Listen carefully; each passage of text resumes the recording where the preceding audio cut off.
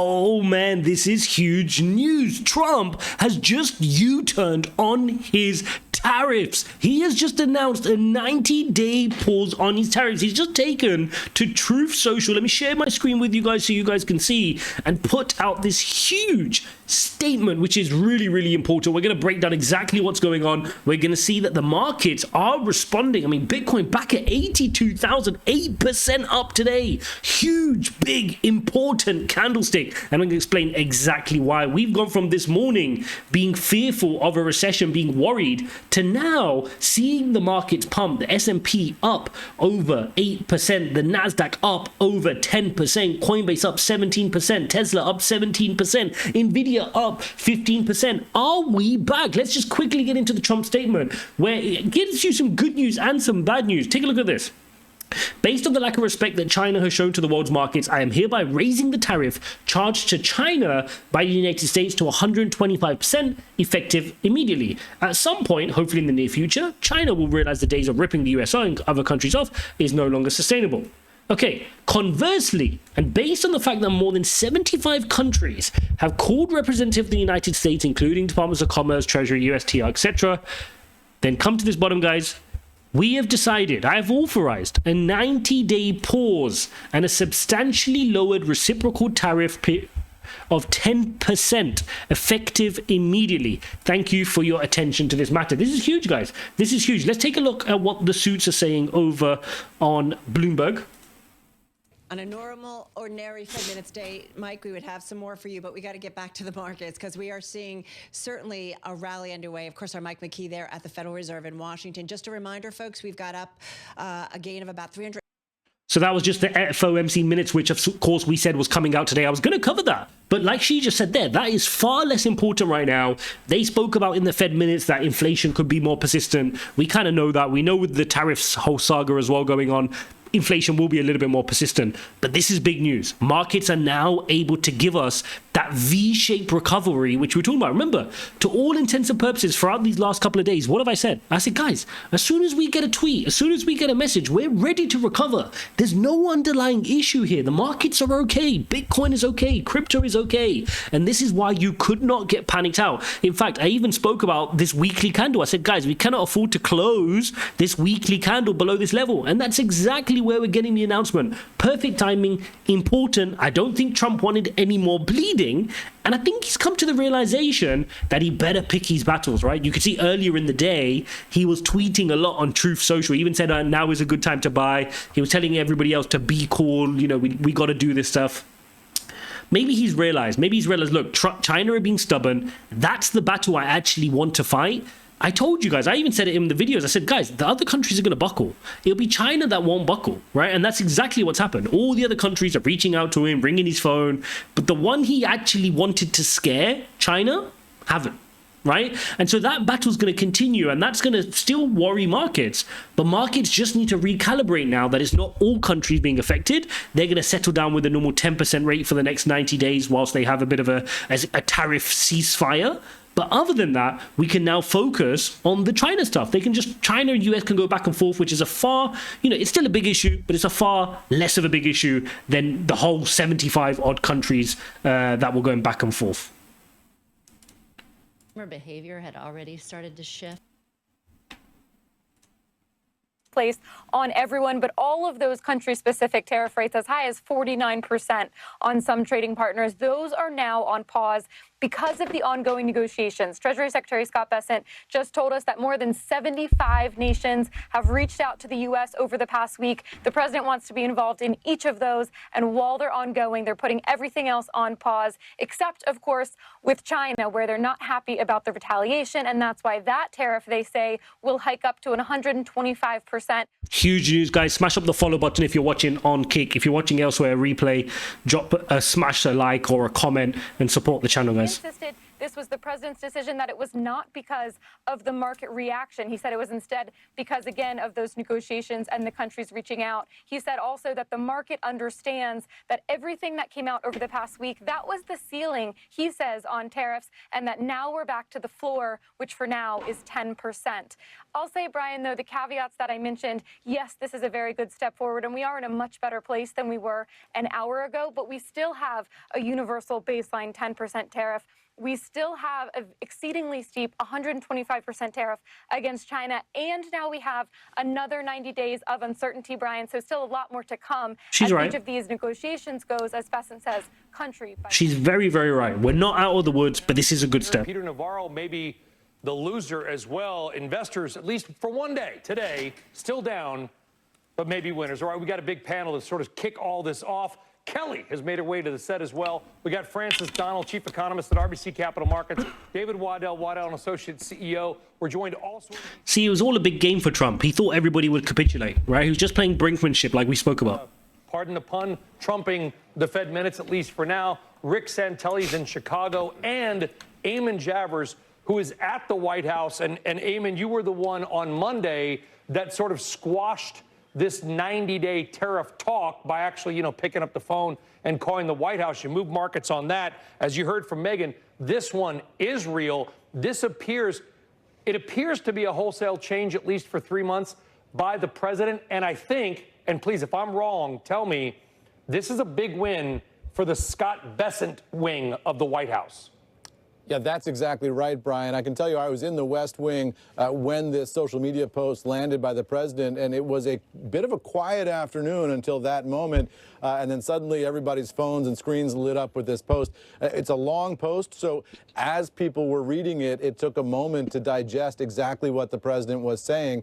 And there was real surprise in the West Wing, at least among the people I was standing with, that this had happened. Now, those are not necessarily the people who would be in on the highest level conversations, to be sure.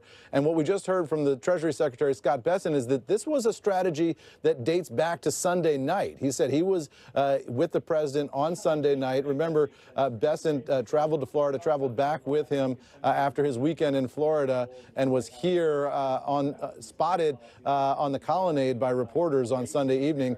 Bessent says that's around the time when he spoke to Trump, and they came up with a strategy of letting the tariffs go into effect and then putting a pause into place.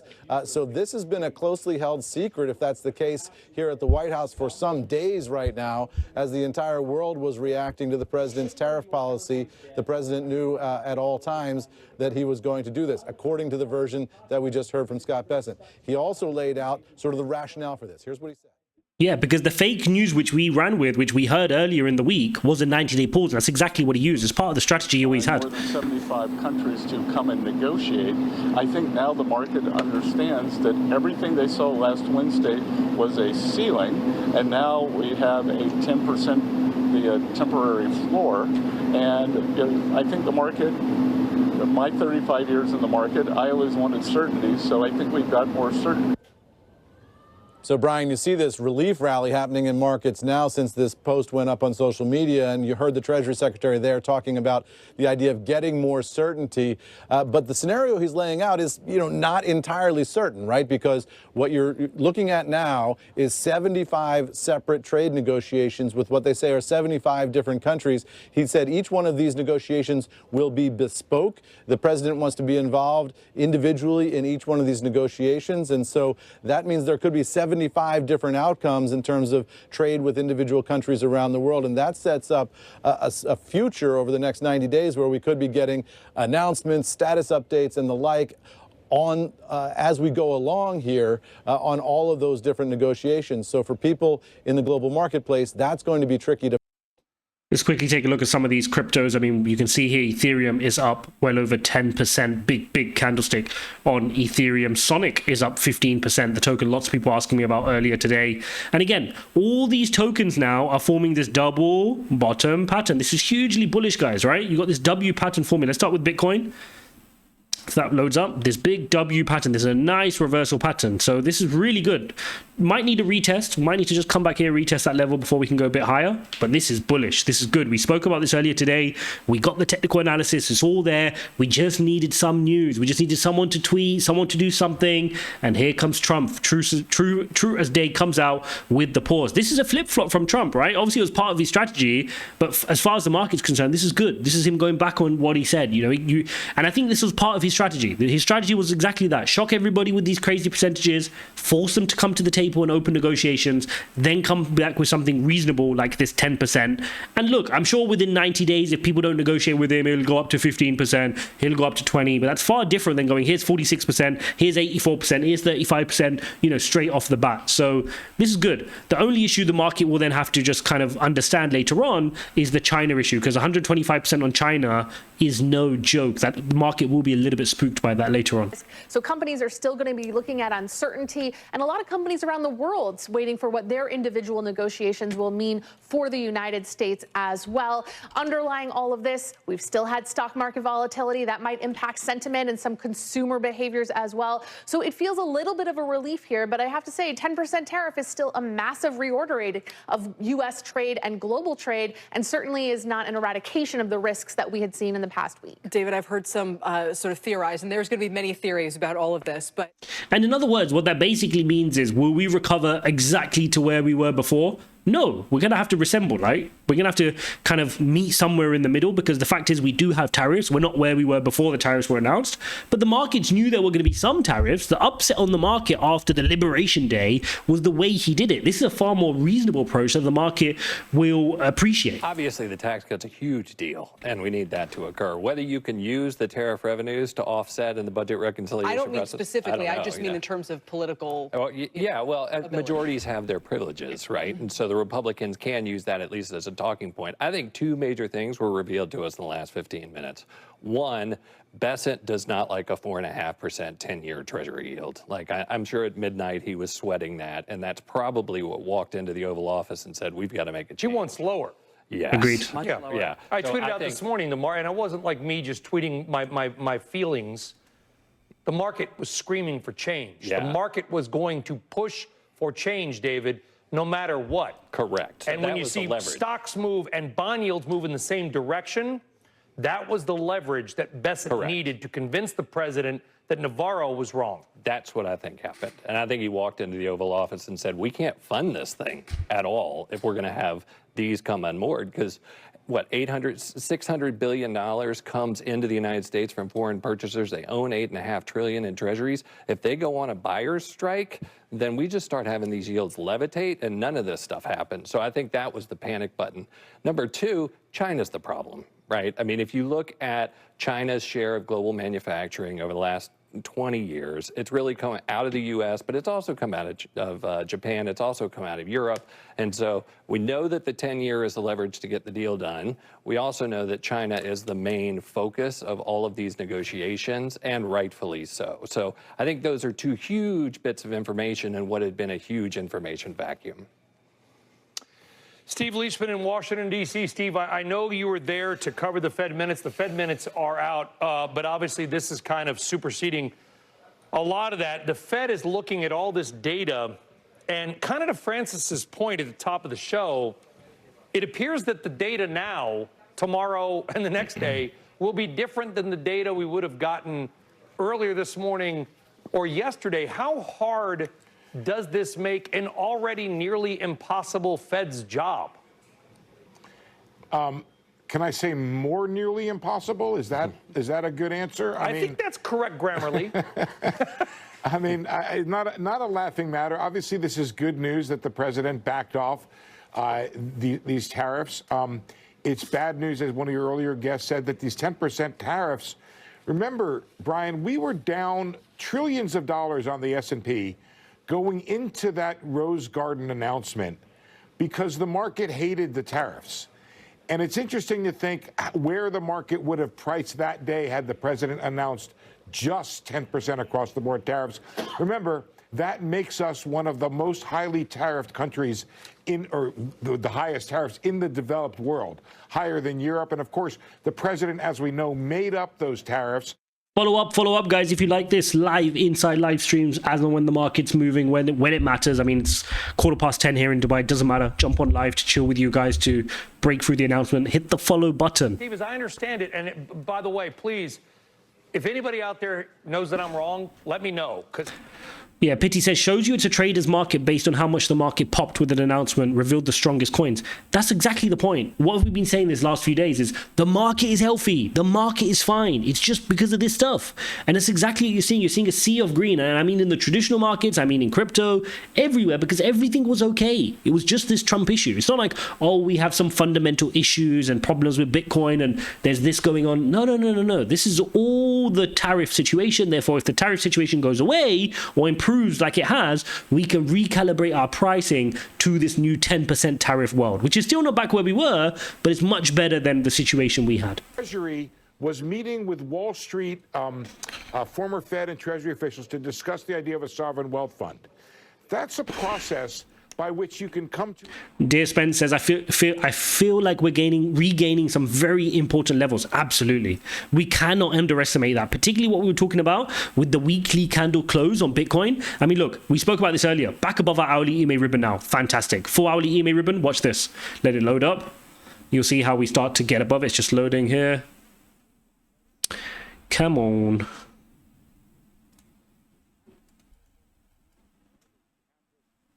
There you go. So 4-hourly EMA ribbon, reclaimed. Go to the daily EMA ribbon, let that load up as well.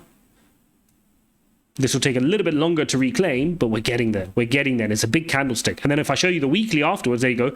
You can see we're now trying to work our way into the daily EMA ribbon. Won't be easy. I mean, again, to get the daily EMA ribbon back, you need 86.5. So about $4,000 off.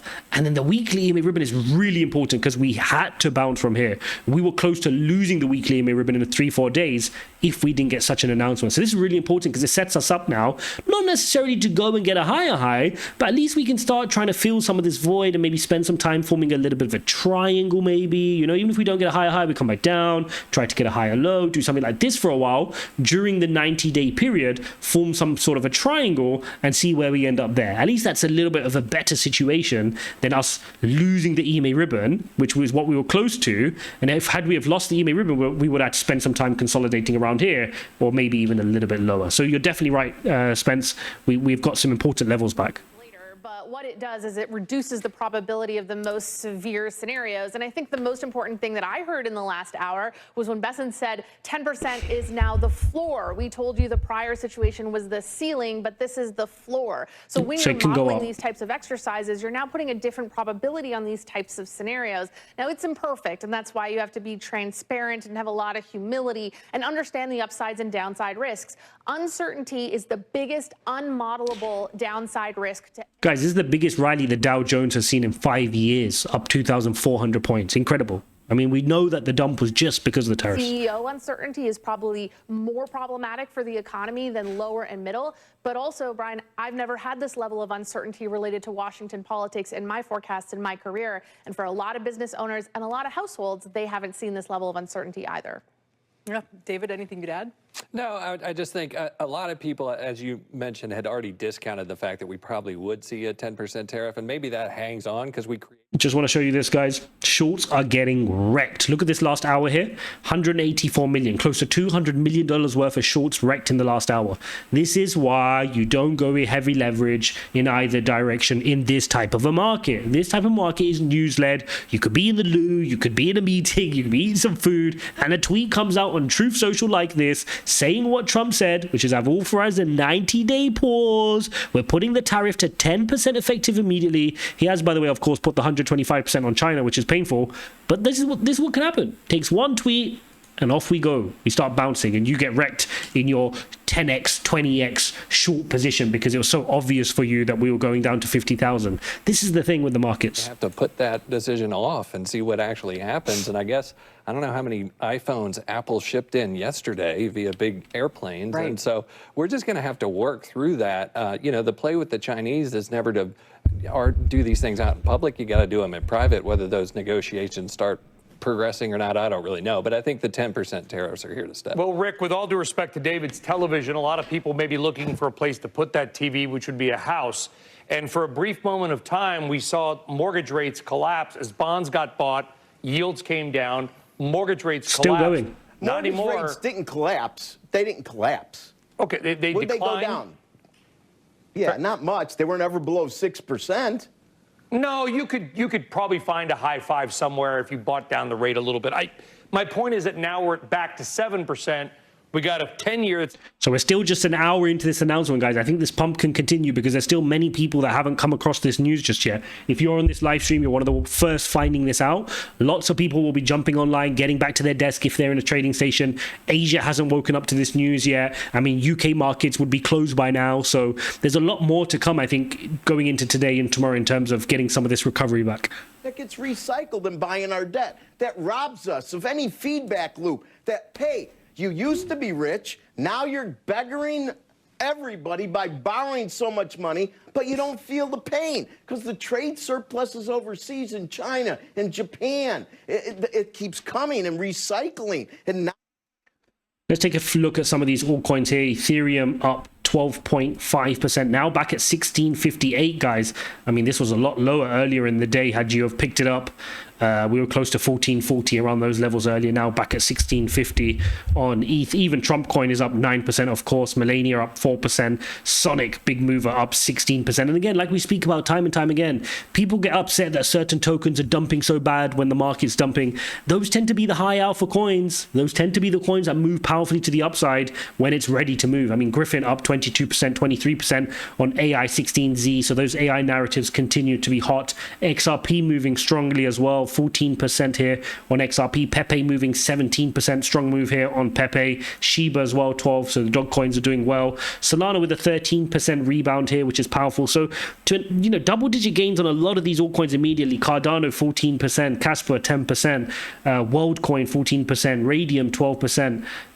Even Bonk is up 17%. Polygon 11%. Chainlink 16%. Strong response here from all the major altcoins that are worth looking at right now here in the market. So this is good. This is a wide recovery. And if I look at total market cap, just in the last hour, this big hourly candlestick that moved the market, $132 billion of US dollars has come back into crypto, back online into crypto, feeling bullish again, feeling like, the worst is behind us. And that's what this is all about. It's the flows of money coming back out of stable coins and be allocated back into Bitcoin, Ethereum, and people's altcoins. People have their long-term asset allocations. They should be set up. So strategically, the long-term asset allocations always bake these things in. So the dollar was down, 70 basis points when I woke up this morning. So where was that in the linkage as well? I think it's going to take a while to do the autopsy and figure out, yesterday I had lunch and I heard a couple of guys talking about hedge fund pain and the basis trade. And I think that was part of it too. But in terms of how to apportion responsibility for that move, I don't know. What I do know is that, as Rick said, we're 25% of the world economy. Everybody else is 75%. If they go on a buyer strike because we do rely on their capital, it is going to create some upforce, whether it's perceived upforce that generated selling or it's actual upforce that leads to lack of buying. I don't know, but the perception was clearly that we were creating a large problem, and I do think that was the... Just for formality's sake, I did want to cover off the FOMC minutes. I know we were waiting for it. It's been, hijacked by the more important pressing news that we're covering here, in that we've got a 90-day pause, a ceasefire in terms of the trade war around Trump's tariffs. But let's take a look at this anyway. So in the Fed minutes, you had the majority saying that inflation could be more persistent.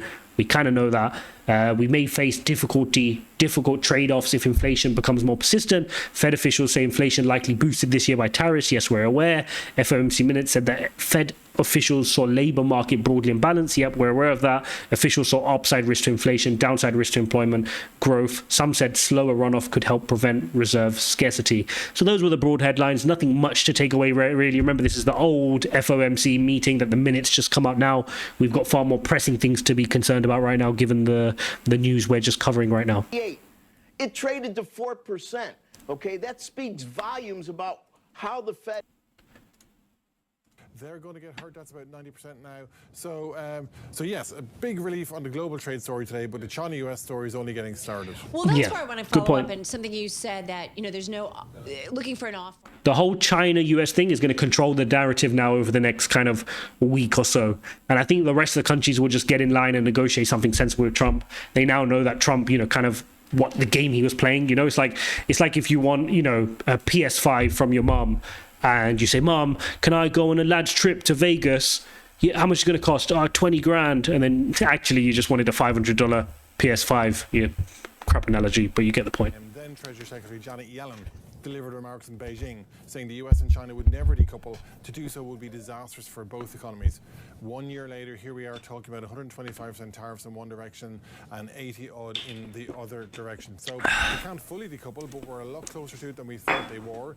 You will start to see supply chain shift. Companies will have to move their production around. There's no question about it. Consumers will start changing up where they're buying their stuff from. And then in terms of where can there be a deal, you know, we can't necessarily speculate, but we know President Trump talks about China has to bring down all of their barriers to allow more US investment and trade in China. So that's around IP protection, the currency, the exchange rate, that kind of thing. Just a quick recap for those joining the stream. Trump on Truth Social announced just over an hour ago now that he's putting 125% tariff on China. He's upset that they put their 84% on him and he's put 125 back. But it's the bottom of the statement that markets are rallying on. He's authorized a 90-day pause and he's put a 10% blanket tariff on everybody and said, just come and negotiate, right? So we don't have these crazy percentages that he was previously using to bargain with. He's calmed down. Markets are absolutely rallying. S&P up 8%, the Nasdaq up 10%, Coinbase, the stock, up 20%. Volatility index has dropped. The VIX has dropped by 30%. Nvidia up 16%. Tesla up to 20%. Apple, such a huge stock, moving 10% here in an hour. Amazon equally moving 10% in an hour. All major cryptos moving to the upside, like we've just covered off, and it's still moving. It's still moving to the upside. A big 5% on Bitcoin in an hour, and now this candle opening up green as well, which is really, really good. And a lot of your favorite altcoins responding. More importantly, we're creating this huge reversal pattern, right? This huge W pattern, which can start getting us to reclaim some important support levels.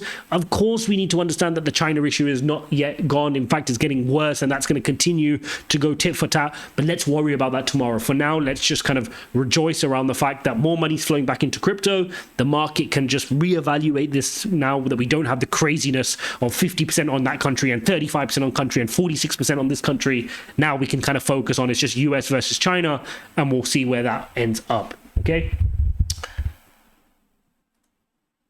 Over the next year or 2 years before they make real big capex decisions. But if you're a smaller company on thin margins, which a lot of these operators are, you know. New people joining the stream, smash up the follow button, guys. Make sure you follow for regular live streams covering crypto, covering the general markets, fundamental analysis, technical analysis. Just chilling with you guys. Engage with me in the chat as well. Let's have a chat. Let's have a back and forth, and let's analyze the markets together. From China and President Xi here. Well, we have to get that articulated, but as you know, as you say, over the years, President Trump has veered between something of China. Few other folks, I can't find it right off the bat.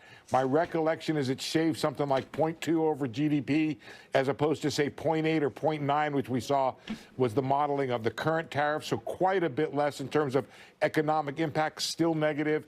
And I don't know if it was 0.2 or 0.3 on the upside when it came to prices, but much less than the current ones, because the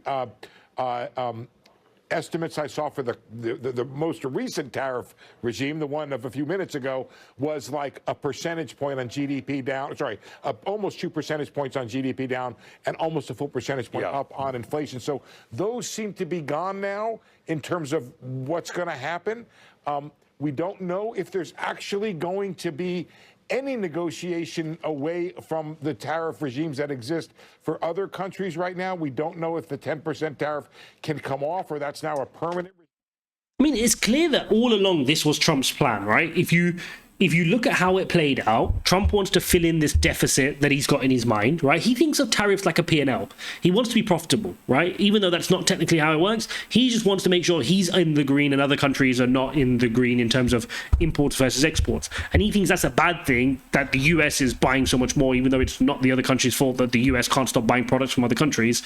But that's a separate conversation. So what he did, he had this number in his head, and he reverse engineered it like we called out immediately when the numbers came out. We were one of the first to say that formula is wrong. All he's done is divided this by this to get to the number he wanted, as opposed to saying, this is your tariff on me, I'm going to reciprocate. So it's not a reciprocal number. The 46%, the 35%, I think everybody knows now that wasn't a reciprocal number. It's just the number he wanted.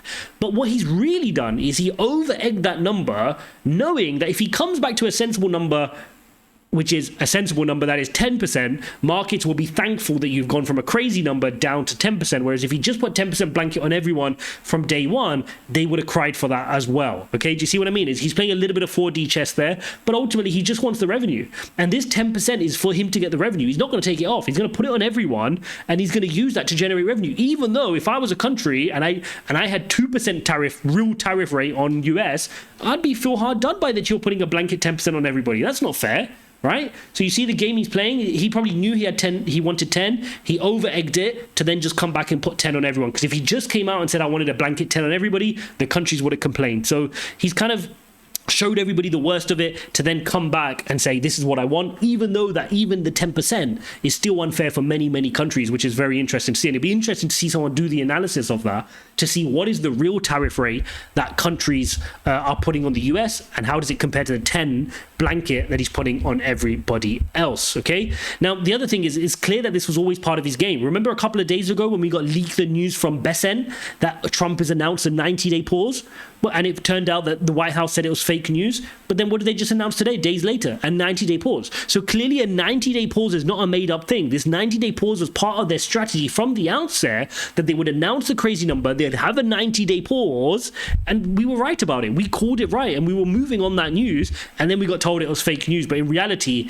we caught it early, which is very, very interesting. Largely, but you know, it's just talking to people down here, it's hard not to come to the conclusion that President Trump blinked here. I mean, this vindicates people who are insisting that while the president has a much higher pain threshold than people anticipated, there is a pain threshold. It does exist, and recessions don't look good for your image. Stock market crashes don't look good for your image. So, Kelly, if you look here at the S&P 500... I mean, we spoke about that earlier as well, right? This is not a joke in terms of what happened. We compared some of the worst days the stock market has seen, and April the 3rd was one of them, right? We're in the top 10 here in terms of the worst days the stock market has ever seen. It was not a joke what Trump did. Of course he's going to feel it. Of course he was feeling the pressure. You could see his tweets from earlier in the day where he kept tweeting and he kept saying, Republicans, you need to do this. Make America great again. Guys, stay cool. You know we're going to be okay. He was tweeting all this stuff earlier. Right? Be cool. Everything is going to work out well. Now is a great time to buy. I mean, he's manipulating the stock market. So clearly he was feeling the pressure. He didn't want a recession. He didn't want, you know, earlier last week, he was putting pressure on Jerome Powell to cut interest rates. So obviously he's feeling it when the market's tanking like that. Not nearly as much. So you see Staples, for example, up about 4%, healthcare up 4%. And these, interestingly, have not moved in the last 20 or so minutes. So it's really the growth and cyclical sectors that have moved here. What there is not is any, as we like to say, any off switch for China. So if you look at MCHI, there's a number of ways you can look at China ETFs, but MCHI is one of the broadest ones. Since about 140, there has been a modest move up, but this is largely on a technical bounce that began earlier in the afternoon. You see here, it's really not up much at all since around 120 or 125 when the announcement was made. And of course, that shows you how difficult it is for China stocks to be moving here. So Steve Leisman asked, I think, the right question here, which is this worth more than just a one-day pop? I mean, considering this could all change with a tweet here. And 90 days is a long time. That's what encourages me, and that's what encouraged a lot of people as I was coming out of my meeting when this happened, that's a very good time period for people to sort of take their breath and figure out what's going on from here. So as of now, the market's coming to believe that this is a real break and that there is a potential for real negotiation. The other thing which could be an interesting ploy was, what if the US and Trump did all of this drama just to try beat China, right? We know China is the biggest threat posed to the US in terms of, you know, the era of the US supremacy in terms of being the superpower and China's the emerging superpower. What if this was just a plan, right? Just me theorizing. What if it was a plan that Trump used to bring all the other countries in on this, but really he's just trying to get China to buckle under the pressure? And they didn't buckle. They were the ones that stood back and said, we're not negotiating with you. We're putting a reciprocal on your fake reciprocal. Have that. right? And so now we got the real essence of the battle that this is all about. It was never about Europe and Vietnam and Vanuatu and all these other smaller countries. What it was actually about was fighting China, a country which you've struggled to handle in terms of your deficits. You've wanted to buy product from them and they don't rely on your economies as much. And maybe that's the battle that's actually playing out. And this article is interesting. I mean, Trump's tariff onslaught against China launches a battle the US may not be able to win. I mean, it's an interesting take, right? Countries like China who have chosen to retaliate and try to double down on their mistreatment of American workers are making a mistake. President Trump is a spine of steel and he will not break, and America will not break under his leadership. But then it's not like Xi Jinping is a pushover either, right? I mean, he controls the whole country. He doesn't need to seek permission. He can just go out there and put reciprocal tariffs back on you, Trump. So, you've got power, Trump. He's got power. It's not good for either. In the end, you're going to sit down and negotiate after a trade war anyway. So save yourself the pain. I mean, war doesn't suit anyone, whether it's real physical war, whether it's a trade war, whether it's a cold war. You just end up causing each other a bunch of pain at a cost, and then you end up sitting at the table thereafter. Just sit at the table now. Good guy. An hour and a half ago, I was listening to everyone on air saying how China has us and that we look like idiots and we've done it wrong. You can't count anybody out in this scenario. So, I mean, look, Besson has 35 years, he likes to bring that up, of being on Wall Street. But I think that this was more of a collaborative effort than people realize. In the chat, we've got Spence saying Sonic is not pulling back. Heck, nothing is pulling back. Yep. Like we said, this is a V-shaped recovery, right? The market was just waiting for this news, and now it will respond. I don't think we'll get back to pre-Liberation Day levels. I mean, let's try to take a look at this on the daily chart. What was Liberation Day? The 3rd? Or was it the 4th? I think it was the 3rd.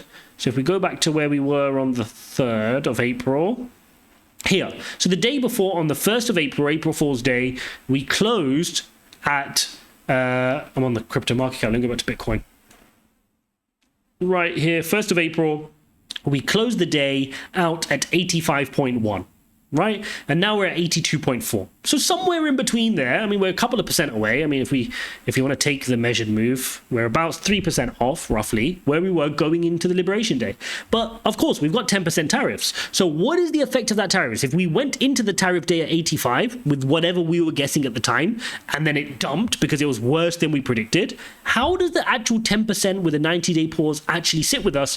Plus, obviously, factoring that we got 125% on China as well. So we'll see where does that set it out. Okay, Collapse and it's come back. Has the fundamental business case for people getting on an airplane changed that dramatic? All right, guys, let's wrap that up. Thank you for joining me for this emergency live stream. Huge tweet update from Donald Trump initiating a pause, U-turning, flip-flopping, reversing, whatever you want to call it, his widespread tariff attack on the globe, now pausing it, going to 10% blanket on every single country, putting China without an exception up to 125 because those were the ones to retaliate. Now we'll see what plays out. Okay, so let's see how this goes over the next few days. But we got the news we needed. Gives us some relief, allows us to rally because we're starting to lose some key levels like we spoke about this morning. It's a really good sign that we can start just building some strength, getting some more money back in the ecosystem. But it's going to be a little bit of a rocky road, right? You're going to get more tit for tat for China. Maybe while I'm sleeping, China says something back. Of course they will. They're going to retaliate to 125, and the market gets a little bit upset again, and then Trump has to do something else. That's going to play out. But this is good news, and we'll take it as good news whilst we have it. Thanks for joining me, guys, and I'll see you in the next one.